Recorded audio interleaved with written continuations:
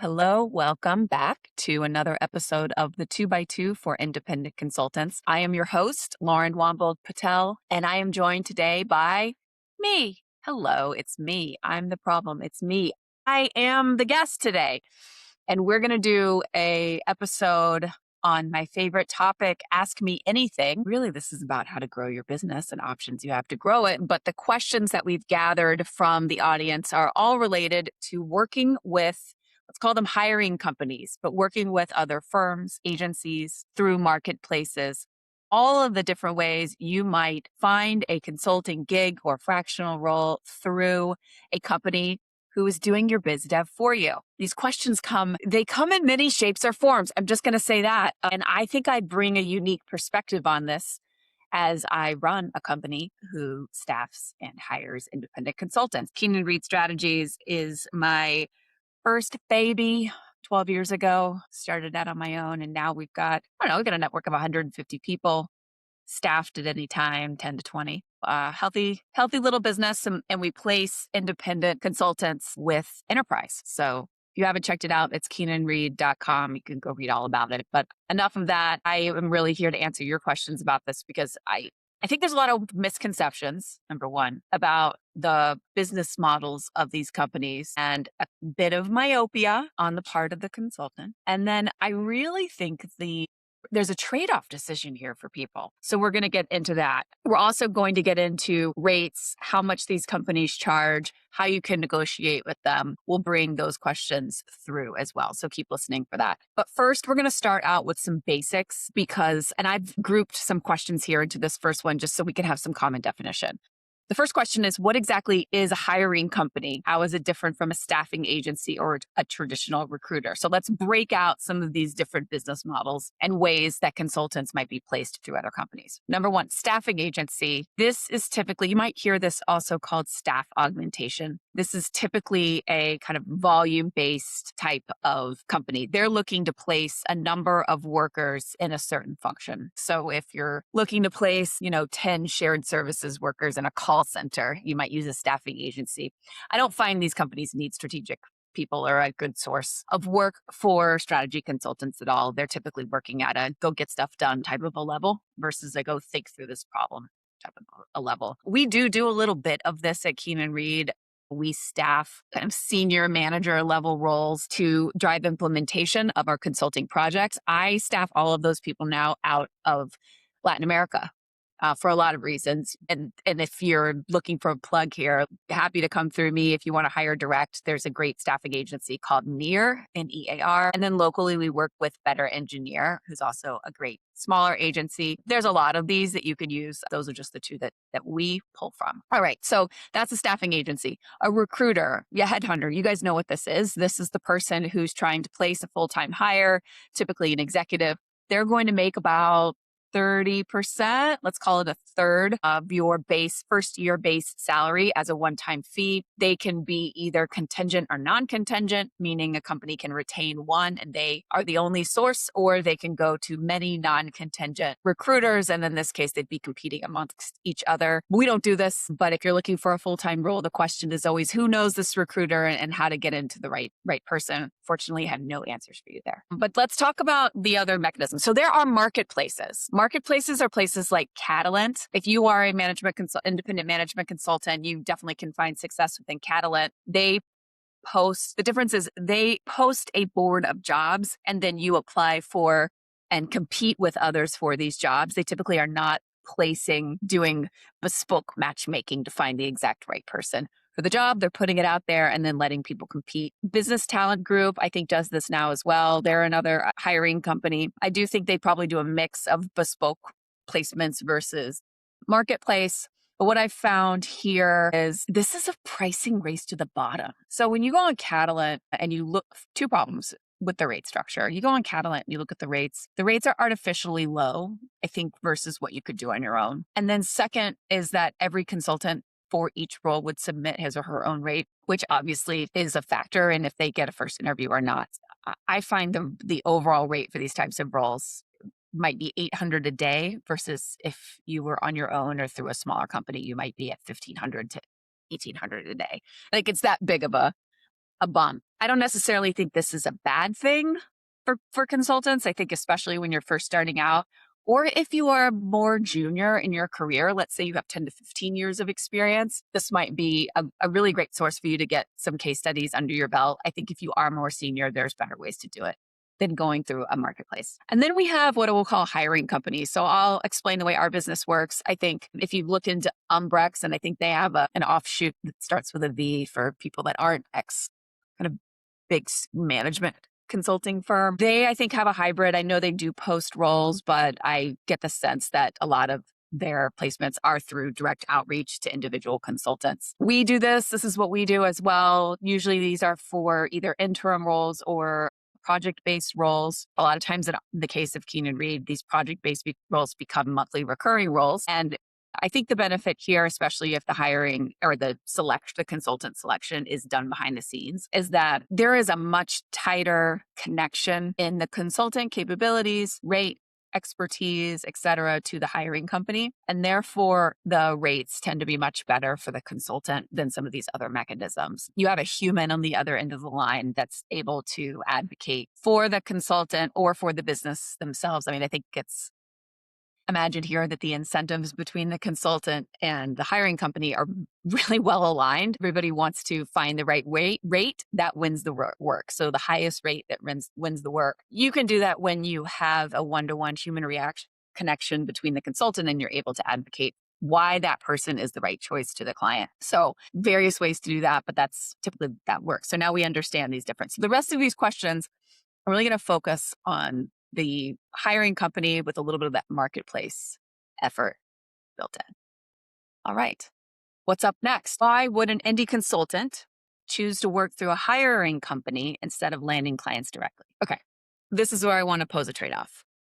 I think there is a misconception that if you are a senior consultant, that your expertise is scarce and that the scarcity of your expertise is, and access to that expertise is where the most value is derived for the client. And that is not untrue, but I don't think it's actually in your business model as a consultant. I don't think that your expertise is as special and scarce as you may believe. I think the scarce resource here is actually the amount, let's call it distribution.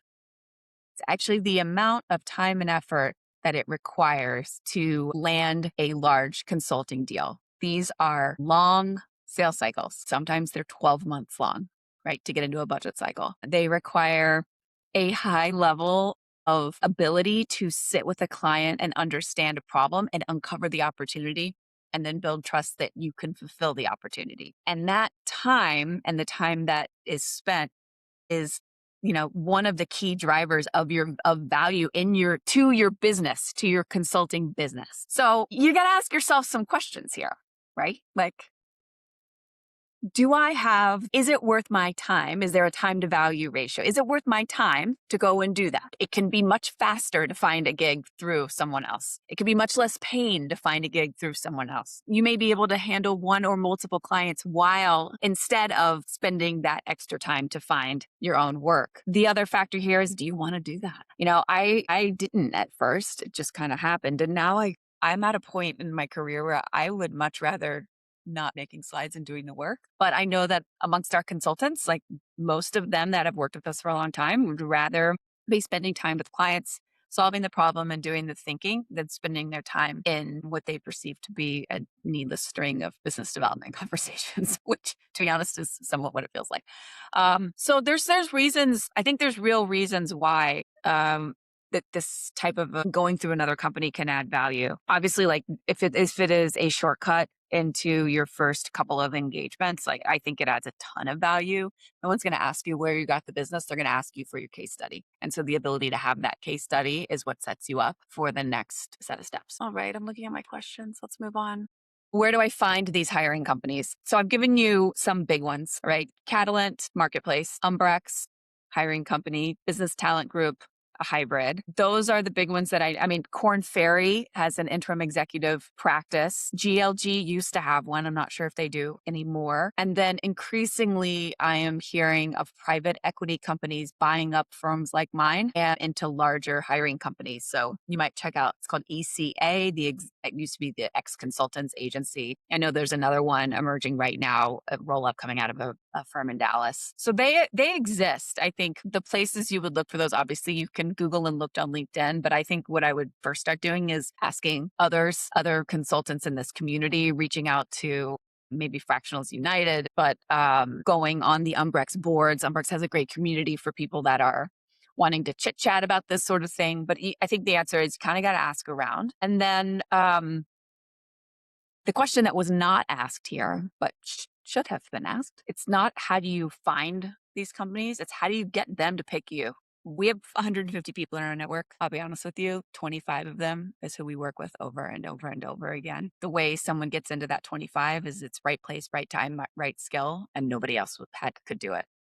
That's just the truth. Like, you're going to go to your trusted bench before you take a chance on somebody. So, this isn't just because you've signed up. I know, for example, I think in the Umbrex group, there's over 5,000 people worldwide, and most of them went to top 20 business schools or are ex McKinsey, Bain, BCG. Like, it's not like it's not a dumb pool, There's a lot of competition in there. And yeah, this is just like that's the dirty secret, y'all. So I think if this is the path for you, like, go into this eyes wide open, doing your own biz dev, or being willing to go into one of those marketplaces where that you could reduce your price. I actually don't recommend you reduce your price. I think you actually do your own biz dev. If you're not able to get in to one of these companies, I will say as well, people who are on, like, the way that we structure our list is like people we've worked with in the past, people that are kind of on deck. All these people are coming to us with case studies. So they're not people that have just left a job and are interested in doing this. They're people that have been doing this work typically for 1 to 3 years,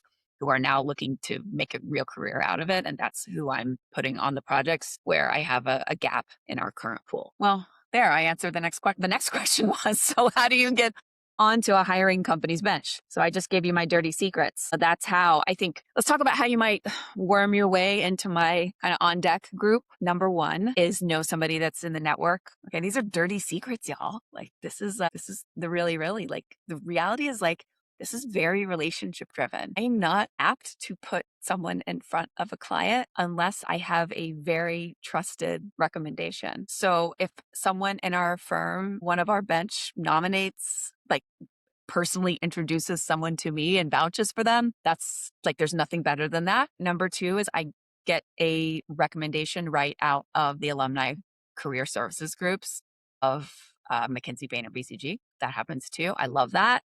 That's guaranteed to get you a personal response. Why? Well, just because the talent pool there is proven, known, they're coming to be trained. Two, like, I've got great relationships with those career services groups. And so, like, if they vouch for them, I'll vouch for them, and I'm willing to work within that. By the way, plug, if you are from one of those firms and you are in Latin America and you are listening to this right now, could you please send me an email? We've got a lot of demand for you. So yeah, you're coming from McKinsey Panama, you're coming from BCG Mexico City, McKinsey Bogota.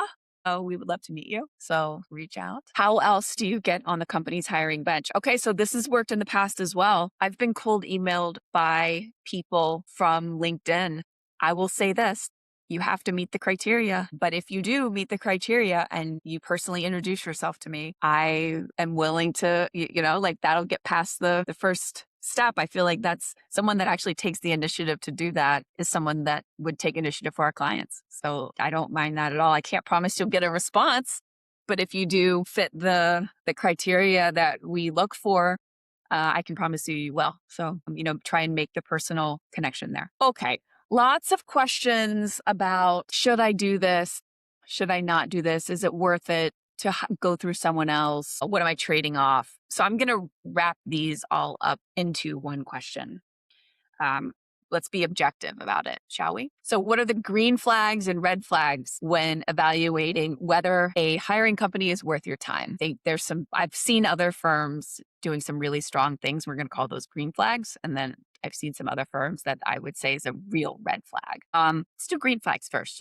Let's just be positive, shall we? Okay, cool. All right, green flags. Number one, they're transparent about the money. If they are transparent to you about the rate that they charge the client and the rate that they charge to you, or they have a pricing sheet and that notes what margin they take. And if they are disclosing dollars to you and being transparent about their business model, that is a big green flag. There was a question I read a couple of weeks ago, and it was for a fractional executive role. And typically, just to give some context, fractional executive roles tend to be 1 to 3 days a week max, whereas a consulting project might be a contracted amount of, like, it's a deliverable, typically not amount of time. So they often are more apt to price in hours or days than we are. And this person was asking, is this the company she was considering had a rate card, and that rate card noted what percentage was then the company would retain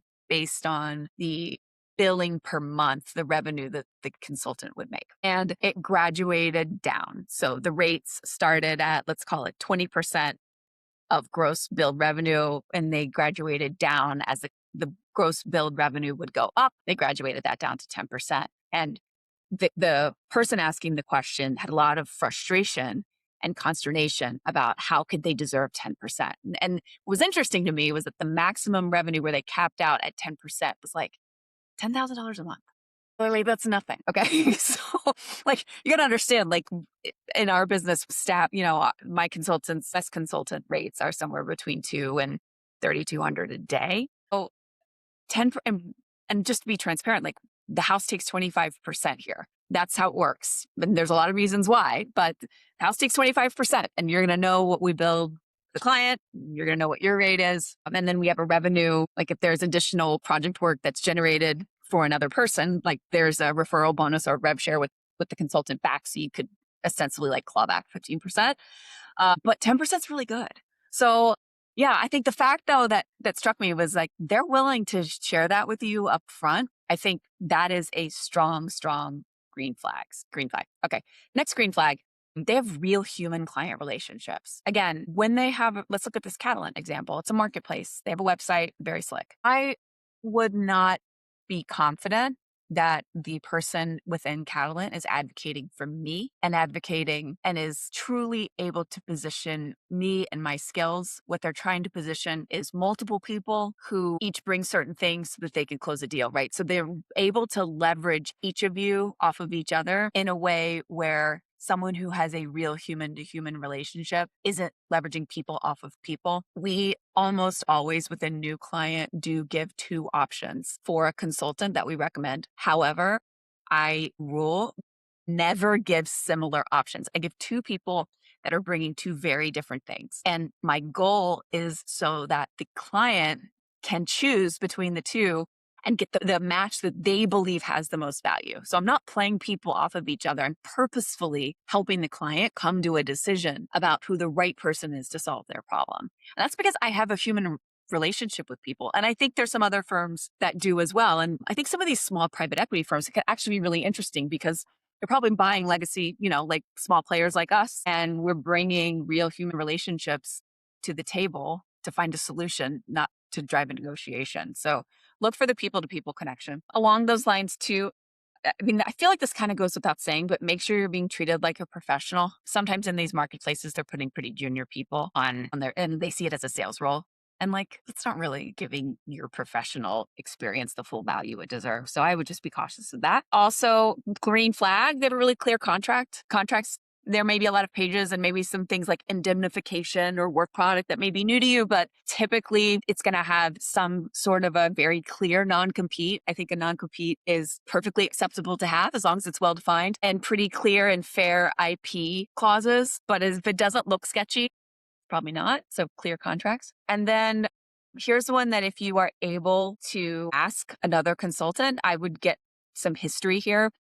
Are they able to pay on time? So maybe there's 2 ways you could do this. First way is obviously it'd be best to ask someone that's worked with them, do they pay and deliver that payment to the agreement that you expected? But in the absence of that, I think you want to have very clear conversations with them about how they are paid and how you are paid and when that happens. To some extent, each client contract is at the mercy of the actual client, and you can't dictate your terms. I mean, you can't expect this. If the company is being paid at a certain time, like you should be paid following that in a reasonable number of days. But, you know, to some extent, that number of days is dictated by the hiring company's terms with the client. Sometimes they can't escape a net 45. But what you're looking for is, are they being paid up front and you're not? Or are they being paid net 15 and you're on net 60? That doesn't really seem like a great way to do business with someone in an honest way.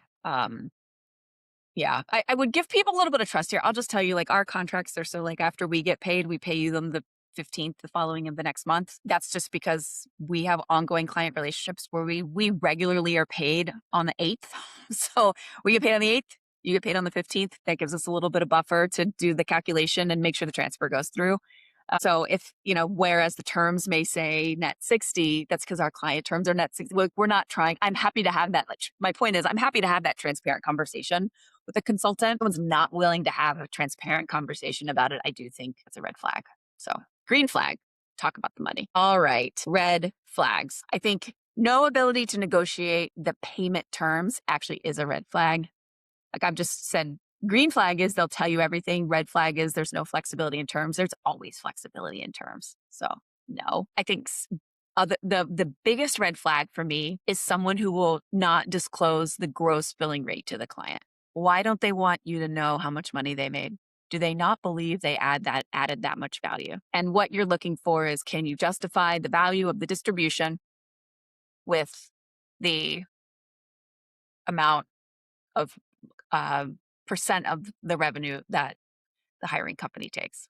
I also think a red flag is any terms over 90 days. It's just like feels a little sketchy to me. And then the inability to negotiate or ring fence a non-compete also feels red flaggy. Non-compete and non-solicitation and hiring are inevitable. So maybe let's go through a couple of scenarios here so we're clear. A non-compete clause is something that would block you from working with this company, with the client company, not through the hiring company. Okay, it is perfectly acceptable that the hiring company will want to have this in place, right? Like their model is finding the people. I think what you want to look for is no more than 12 months of a block. I know that there are companies that do 24. I think that's just rude. If it's after 12 months, like that's kind of part of the deal, yeah. So that's number one. I think blocking a client from hiring a consultant full time or putting a fee in place for that is also a red flag. It is far better for the consulting firm to have you hired and charge a hiring fee to the client than it is for them to charge you or block you from taking a full-time role there. The value cycle here is the hiring company finds the people, they put the people with the client. That creates value for everyone. When that relationship between the consultant and the client grows stronger, everyone should benefit. And I think the strongest sign that you've done a great job and that value is the maximum it could be is when the consultant is hired full time. What will happen think about it. If you block that, you're blocking a relationship between you, the hiring company, and the client. Makes you look bad. So if you're trying to do that with like some kind of tricky contract structure, just think it means you're not acting in the best interest of everyone else. And I would call that a pretty big red flag. There was one more that was important. What was it? Just came to me. I don't remember it. I think ultimately what you want to believe is that, or ultimately what you want to feel is that the hiring company is your partner. And that if that relationship at the start feels transactional or even adversarial, I remember now. Okay, I got it. I'd like do one final red flag, which is you are charged to be a member of the network. So if they are making revenue before they place you with a client, then their business model is collecting profiles. It's not placing humans. And so I would really watch out for that. I know on that front, there are companies that do that for board placements, and I think they're just taking advantage of people. So finally, I think the last thought I'd leave you with on this question is that you should think about a good hiring company as a partner. So if that relationship feels transactional from the start or even adversarial, just know it's probably not a great match and not in your long-term best interest. All right. This is a question everyone wants to know. Actually, let's hold on that. As long as we're talking about adversarial partners, let's talk about contract clauses. What are the contract clauses to watch out for on IP ownership, exclusivity, et cetera? Okay. So these questions are, I read the contract, what does this mean? Or I read the contract, what does this prevent me from? Non-competes tend to be, non-compete is a problem, but it tends to be a common concern. It's would prevent you from working with other clients within the same industry or competitive group. Occasionally, we do have to include these, but it's because I have a non-compete with the end client. In this one, what I think you can do is make sure the companies to which you could not sell your work to are named. An industry specification is not enough. So if you worked for Costco, you would want to, I think I would accept that my non-compete was about Sam's Club or Walmart. I don't think I would accept that it was Best Buy, right? Not exactly apples to apples there. Another one is non-solicitation, not being able to hire people from the client and you being hired there is non-solicitation, generally speaking. I know the attorneys are going to get me on this, but anything that prevents you from going and working at the client without paying a fee, as I said, I think that's sketchy as hell. I would be okay if it said without express approval. I mean, that might be okay with me. But even in that case, I think I would want to make sure that my client, the hiring client, was expressly named. I wouldn't want to be blocked from working anywhere within that corporation, but I might accept, something not being able to work and take this very specific role. Although, as I said earlier, I think that's bullshit. I think it works better for everyone when you do. Next is IP ownership. So I think most contracts are going to say that the work product belongs to the end client, which is fine. This is one, if you have a really strong or pre-existing methodology, I would talk to an attorney and ensure that they were planning that you implemented in that client, right? Like I would talk to an attorney and make sure that the clause that you're signing is safely protecting your own IP and that methodology itself. And then I do also see exclusivity clauses. And actually, this happened to me back in the day where my client, I was going through one of these hiring companies and I had a client of my own. They prevented me from working on both at the same time. And I think you should just decide for yourself if that's acceptable or not. A short-term, high-intensity project with no restriction after the fact, sure, it's fine. But if you're someone that's doing fractional work, like obviously that's probably a bad decision. My personal take on this is that consultants are grown-ups and that they are legally independent contractors. So therefore, I should not, could not, would not dictate who else they work for. I don't care. I say the more the merrier. You do you, man. You want to work 20 hours a week. You want to work 100 hours a week. That's fine. You just have to do good work. So I leave that to you fine people. And then lastly, I think it's common to have some indemnification language. I'm not legally smart enough to tell you what the right thing to do is there. I do think that this is the purpose of business insurance. This is one of those edge cases. You just never know what's going to happen until it happens. And professional liability insurance is very cheap. So just, you should have it anyway and may it be required, but you should just get it and that will typically cover any of that kind of an issue. All right. So now I'll go back to that question. Drum roll. What is the cost of working through a hiring company? All right. So let's break this down. This range can be really wide. So it can be anywhere from like that 10% example I gave you all the way up to 60%. Wild. I think most full-time consultant, so if you were to go work for a company and be on staff, their margin per person is typically between 40 to 60%. And that makes sense. They have to cover downtime, vacations, they have great benefits because the lifestyle is shitty. So there's a big range, but 40 to 60 is the accepted industry standard there. I do see staffing firms often taking 40 to 50%. And, in a staffing firm case, you often have to have those people on as employees. So it kind of fits that model. And in the edge case where you can get away with them not being an employee, but being a contractor, those contracts almost always include paid time off, vacation, other fees. And we have a technology, we'll provide people, et cetera. So that higher margin is typically offsetting some of the higher costs. There's more turnover, just some of the higher costs of that model. What I understand is that from the hiring from the marketplaces, we're looking at more like 35 to 40%. That's my understanding with Catalent. No one's ever told me that. Just that's kind of the sense I get. I think with some of the other hiring companies, the BTGs, the Umbrexes, these smaller private equity groups, I think I've heard 30% is the baseline. It's typically what they are taking. I've also found that they're not going to tell you that. I think it's stupid, but so be it. Now you know it's probably about 30%. And then someone smaller is probably going to take somewhere between 20 to 30%. As I said, we take a standard 25%.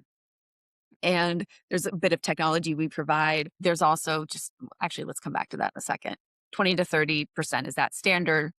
I think the higher your billing amount goes, the closer to 20% you can get. You also should ask for or expect to receive a referral bonus for any income you generate.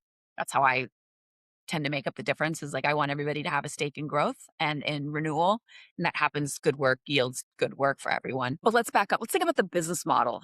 Like, I think turn the page here and think about this from the staffing company perspective. The real costs that they incur to do this work. Number one, as I mentioned, sales cycles can be very long. So you're paying, the biz development team has a cost. That biz development team isn't an inside sales rep 3 years out of school. It's typically an expert level person who can have a conversation with a senior client. So rates there, just the wage there, the opportunity cost of doing that work versus being a partner in another firm is quite high. And there's a long period of time.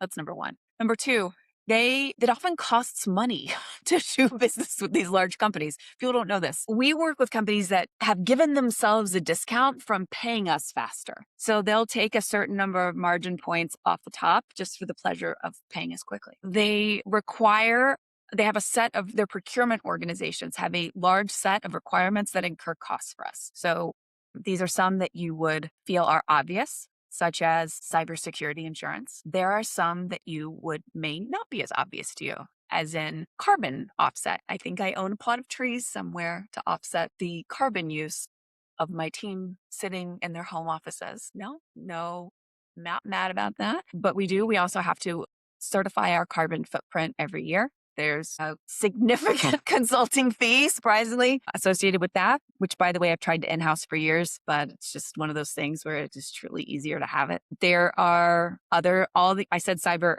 security insurance, but other forms of business insurance, basic technology, providing laptops and securing those laptops and providing product licenses. And then, there's the generalized cost of biz dev. Right? Not just the salary components, but the marketing cost, of all of the types of marketing that we do to draw in and retain our clients. And then our in-house staff, right? Writing contracts, processing payments, all of those things to absorb a cost. So this is not a cost-free endeavor. And I think when you are, as a consultant, when you think about what is the value that the firm brings, recognize that there's a midpoint through which everybody is going to do better when they work together. So, is 40% or 50% right? Maybe depending on the situation, that business owner would argue, I have high turnover, I have state taxes in 50 states. There's real costs of that workforce that are different than the cost of a contract workforce. And so they may be able to make the argument that that's a value. Now you know the breakout. I think I've given you the information to have conversations with the approach of partnership. All right. I'm new. How much of my work should I realistically think could come from hiring companies versus me sourcing clients directly? I think you have to ask yourself what kind of person you are. I can tell you the stories and patterns that I have synthesized from my 100 conversations doing the 2x2. There's a pattern in people that develop successful independent consulting careers inside of 18 months. That pattern is this. They make a list. They typically already had a list and network of 100 people. They take that set of people that they already knew who they were, and they have a meeting or a coffee with all of them. And in that conversation, they tell them exactly what they're going to solve. And they ask if they know anyone else who might have this problem. And then they go talk to all those people too. And through those conversations, what I found is by the time they've had about 30 of them, they typically have their first gig. And by the time they've had 50 of them, they typically have their second. And 3 years into this business, they have more work than they can alone provide. And they start calling me to see if I have other people, which, by the way, this is, I'm happy to support in that endeavor, and we can work together in that way. But that is the pattern. It has nothing to do with rate. It has nothing to do with their industry. It has nothing to do with where they live. It has everything to do with they did the hard work They picked up the freaking phone. They had a very clear story and they made an ask for business. That's it. So if that to you feels like this is something I'm energized to go and do, then by all means, go do that. Do not pay someone else to do that for you if you find energy in doing that. Now, if you don't find energy in doing that, then we're having a different conversation. And that is a case where I think you have to think about where you are on the spectrum. I think in your first period of this business, it would absolutely make sense to do this. Actually, maybe let's approach this group in a different way. What are the scenarios in which it would make better sense to go through a hiring company? So let's say you're just starting out. You're building case studies. I think this absolutely makes a ton of sense, particularly if you, actually, I don't know if that's true, so I won't say it, but that use case, check. Number two is you do something fairly general. If you do something really specific and you have like a very good, like a very simple methodology and you can tell people, I solved this problem by doing this, I actually don't think you're going to be looking for a needle in a haystack. But if you're a generalist and you're coming out of a big firm or from an executive role and you have functional expertise, but maybe not like a specific methodology, I think this can be a good option, both getting started and in the long term. The trick here is how do you get into that core set of somebody's network so that you have repeat business time and time again. That comes from those suggestions. And like, again, there's no way to not go and talk to a whole bunch of people. I think the other, would there be any, let me think if there would be any other scenarios. Yeah, I mean, I guess the last scenario is like the thought of having those calls and doing your biz dev just gives you a pit in your stomach. Then don't do it. Like go through someone else. That's what they're for. Like absolutely go and do that. Yeah. I think ultimately those were the questions we had. Just going to leave you with a few thoughts here. I think number one, going through a hiring company or a marketplace is a channel to the market. There are many channels available to reach your customer, and these are channels that could be options for you. Like all channels, they have a cost and a value that they can provide. The real value I think that they can provide is that distribution and the time for getting yourself out there is truly, it's hard to sustain over time unless you're motivated by it. So be honest with yourself and where you sit with that. Think about how, if you're new, think about how fast do you want to get to market versus that skill and capability, and then make an informed decision. And then the third thing I'll leave you with is just know that this isn't necessarily a slam dunk, that you kind of have to be right place at right time. And the hiring company will first and always be, if they're a green flag company, be in service of their clients. And if they're a red flag company, they'll be in service of themselves. But in neither of those scenarios are you their first priority. And so the onus really is on you to figure out how to do this with them or how to do this for yourself. Those are my dirty secrets. Okay, there you go. Now you know.